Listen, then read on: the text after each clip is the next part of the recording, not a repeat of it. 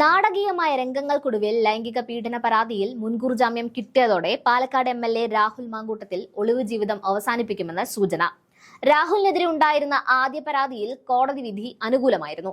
രാഹുലിന്റെ അറസ്റ്റ് തടഞ്ഞ ഹൈക്കോടതി എംഎൽഎക്കെതിരെയുള്ള പരാതിയിൽ പല തെളിവുകളും വ്യാജമാണെന്ന് കണ്ടെത്തിയിരുന്നു. ആദ്യ പരാതിക്കാരിയായ യുവതി മുഖ്യമന്ത്രിക്ക് നേരിട്ട് പരാതി നൽകുകയും തുടർന്ന് അന്വേഷണത്തിന് ഉത്തരവിടുകയും പിന്നാലെ രാഹുൽ അപ്രത്യക്ഷനാവുകയുമായിരുന്നു. കേരളത്തിലെ സുപ്രധാന മാധ്യമങ്ങളൊക്കെ കൂടി രാഹുലിന്റെ ഒളിസങ്കേതം കണ്ടെത്താൻ ചുവന്ന പോളോ കാറിന്റെ പിന്നാലെ വരെ കൂടിയിട്ടും കച്ചത്തുരുമ്പ് പോലും കിട്ടാതെ പിൻവാങ്ങിയതുമാണ്. രണ്ടാമത്തെ കേസിലും ഉപാധികളോടെ ജാമ്യം അനുവദിച്ചതോടെ രാഹുൽ അടുത്ത ദിവസം പാലക്കാട്ടെത്തി വോട്ട് രേഖപ്പെടുത്തുമെന്നാണ് ലഭിക്കുന്ന വിവരം. ബലാത്സംഗ കേസിൽ തിരുവനന്തപുരം പ്രിൻസിപ്പൽ സെഷൻസ് കോടതിയാണ് ഉപാധികളോടെ മുൻകൂർ ജാമ്യം അനുവദിച്ചത്. പാലക്കാട് നഗരസഭയിലെ കുന്നത്തൂർമേട് സൗത്തിലെ സെന്റ് സെബാസ്റ്റ്യൻ സ്കൂളിലെ ബൂത്ത് നമ്പർ 2-ലാണ് രാഹുലിന് വോട്ട്. അദ്ദേഹം താമസിക്കുന്ന ഫ്ളാറ്റ് ഇതേ വാർഡിലാണ് സ്ഥിതി ചെയ്യുന്നത്. ഇത് കോൺഗ്രസിന്റെ സിറ്റിംഗ് സീറ്റാണ്. എംഎൽഎ ആയതിനു ശേഷമുള്ള രാഹുൽ മാങ്കൂട്ടത്തിന്റെ ആദ്യ തദ്ദേശ തെരഞ്ഞെടുപ്പാണിത്.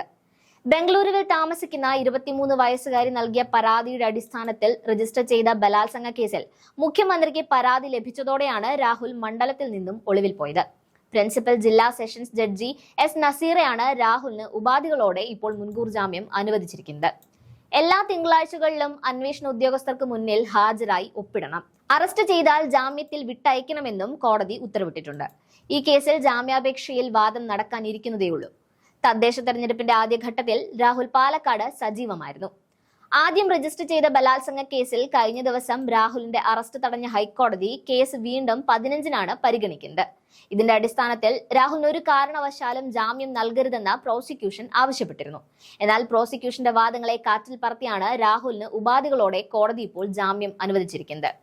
രണ്ടാമത്തെ പരാതിയിൽ വാക്കാലുള്ള മൊഴി മാറ്റി നിർത്തിയാൽ രാഹുലിനെതിരെ ശക്തമായ തെളിവുകളൊന്നും നിലനിന്നിരുന്നില്ല എന്നതാണ് വാസ്തവം. രാഹുൽ തിരിച്ചെത്തുന്നതോടെ മാധ്യമപ്പട വീണ്ടും വട്ടം പൊതിയുമെന്നതിൽ സംശയം വേണ്ട.